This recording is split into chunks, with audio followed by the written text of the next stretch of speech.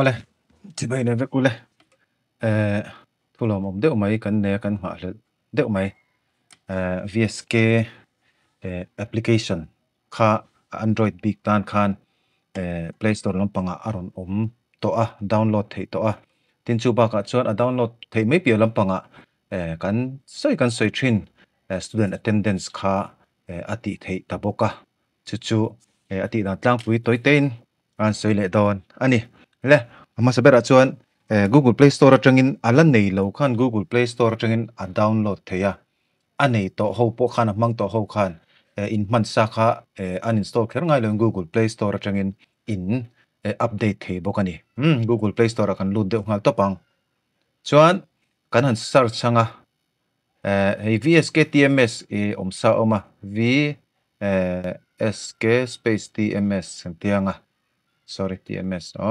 cho kan search changa chung ber hi VSK TMS VSK Mizoram ti ni hei state dang pon lo nei no arun chalte ten hei mun sang alo om ve a hei GC VSK ti TMS ti khoi ngek shalawa a chung ber mi VSK Mizoram education ti TNMB le kani mo tuna om kho ku kan enanga ta hian hei hetila hi install a oma mo si details install a oma tatang hian ka install anga chuan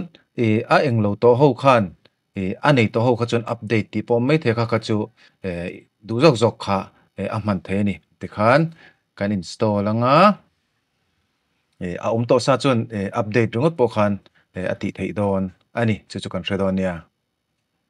a version hi ke 1.0.3 ani to a size ko 5.6 MB chuan internal a page mo chuan ti kha kan update chuan thun zova chuan hei tila hi lo oma chuan ta hegan honganga login kha lo ngai le don ani mo tilai login hi ngatinge kan buai phone ni TMS login pa ngai kha mo user ID a chuan teacher code kha nga password kha chu in password a piang kha ani le mai don ani login anga ti kha lo om ta ni warning you still have not marked your attendance hi teacher attendance ani mo teacher attendance hi ka mark to ani mo hetilai share version prima tra ka mark to ani amaro chu he apps hi ka install tharawangin mo ka da tharawangin apps hi mark lo angin ron om ta kan lut chinanga hi while using these apps ka tianga chuan hei hetilai hi attendance mark in ti to ta ni mo hetilai pona mark lo in ti pokhani ka mark to avoina hian jing lama ka mark reng to hi present chunga po hi present in jek to maro chu device a khan apps thar ka lo ta wang khan mark lo angin ron om mai ni khala ka buaina tur om lo ania chuan adota attendance report hi kan soi ve le shum te ang hi kan buai fo mai hi ni entry ro ka ti kha mo ta hian voin ni attendance mark ta ata ni mark ta fel fai takini mark ta chuan attendance report a hian ivo in mark kha alu le lu lo en sham thin ro hei ke chu heti hi ka din munani nimina chuan kan hei late angin ka langa hei po hi maro chu remarks a hian school open at 11 nimin kha result paper en ni kan te dar som pakhata school kan honga chu wang chon dar ko ne khane mil theilawa kal le tamar chu le chana hian kan school open ka dar som pakhatia hei voini apo present angin omani somni pakwa heti angani hi chuan adik anga ngai turani kha kan shredon ania chuan leave record hi chu ka soi kher lawang chuan hei tlai thil thararon omta chu student management mo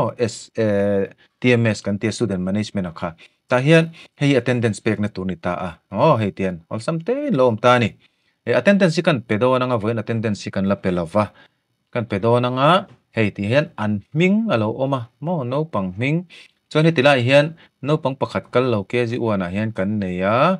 chu zohan la ming mo hei kal lo ka tia absena ka submit don ani submit chuan ke ji tu hian pakhat kal lo kan nei boka top lampang hei hi mingin zon ol nan ngai ni alphabetical order in dani roll number ang khan en lo tu tuna ka zon tu Steve ani chon S ani chon among lama om don ti hret tur ti kan hei Steve lalrin oma ka absent lenga ka submit le ang chuan class 1 hi hei chon kalkim veka submit mana ni la submit lo mo class 1 au ka microphone in tle men lo ti boi deu ni kha sorry class 1 ka submit a class 2 hian no pang pakhat kal lo kan nei la Daisy nia hei tilai Daisy submit le ang chuan class 3 hi kalkim veka class 4 po an kal awama ka bek zel le class 4 po kalkim hei hi submit successfully ti ma microphone ka vo microphone vo hian tle malo ti boi ve deu ani tura nga yang ti khan hei mark vek ta ni mo ka mark vek ta ni kha aron om thar te la chu alo ni ta a ti khan a ma kan soi thin ngani I student attendance mark na hi om ve to se in tin ti pakhatin aron om ta chuan in attendance ai tatang hian hei han en mai ta ula voinia no pangkal zong in chu du chuan aka ngani in total ma 47 21 3033 26 28 23 hi avai 180 kan ni a absent hi khat ni thum pathuman absena ani chuan 177 mo 177 kan kala kha MDM a kamak le thei mai don ani ti khan all somte in attendance po kha in en thei don ani amar chu tun din hmuna hian attendance site attendance pek na chau hi ala oma attendance report pek na en na ala om lem lova chungte po chu om chhozel tura ngai ta ila atha ome kha tuna kan apps nei thar chu lo ni ta a chuan hei hi leave report hi en ve chin rum de leave kala jing khop maya tun thla chho chu school duty tin hre tura chu leave kan ti hian leave management kan khoi hrim mi kha lut vekani mo training te school duty te hetilai po hi on training te po mo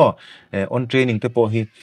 hemi leave ina aken tele chu in hre tura chu CL chau ni lo EL chau po ni lo leave management a school duty kan ti te training kan ti te election kan ti ho zong khang ho wakha phal na manga leave inei ho wakha teaching in school ni lowa ikal zonga kha hetilai hian a record ani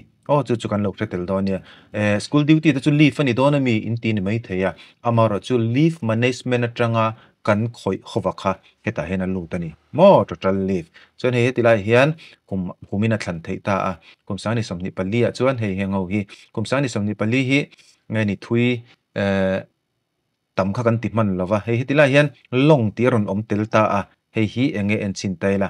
a huna hi ni som pakhat November atanga ni som pali November som pakhat so pani som pathum som pali nili chhung ani ta a chu long in aron record ta ba chu ni khatte ni ni te ni chan sortin mo kha tila hen red mark run pe hi in lo boi ta kin leave management I khoya thui lutuk I pe khan ti hian aron verify aron identify ve ni 2025 apo hian hei nei nual to maya maro chu heng ho hi heng nei nual hi thil poi lutuk ani lo na chen om hei tam taka chuan school duty te ni a school duty te chu leave no hei casual leave te po kan la a casual leave hi voi ni hei official tor te kan ya hei hi leave a khan alut tel vekani CL chau kha leave ani lo ti lai te kha kan lo hretel don ni kha kan attendance sorry kan VSK apps thar le thil ombel le a omsa soi fiana video kan siam thei chu ni phot se engemo update te a om chhozel ani chuan video kan siam chunjom chhozel ani uluk de kan enanga mani in thiam hram kan tum don nia kalome